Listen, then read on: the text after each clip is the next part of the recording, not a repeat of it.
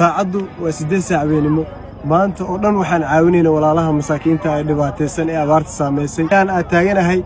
waa xilliga aan ku sugnaa jirnay aan iska tagi jirnay meelaha caweyska baashaalka asxaabta dad dhargana la qosli jiray laakiin hadda waxa ogaaday inay ka farxad badan tahay dadka baahan ee abaarta saameysay in waqti la qaato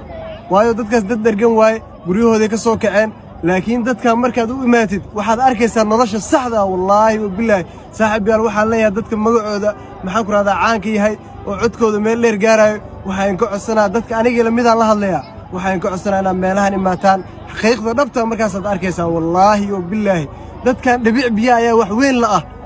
si maalayaan iskaga qabaysanaynaa wasaqeyrana soo gaaraysa iska qabaysanaynaa biyihii waa iska baatulaynaa laakiin inta wallaahi wa billaahi oo tallaahi saaxiib yaal خسارة كسرنا والله أنا بيني دي شيء ماشان أنا بس أم قن دتكان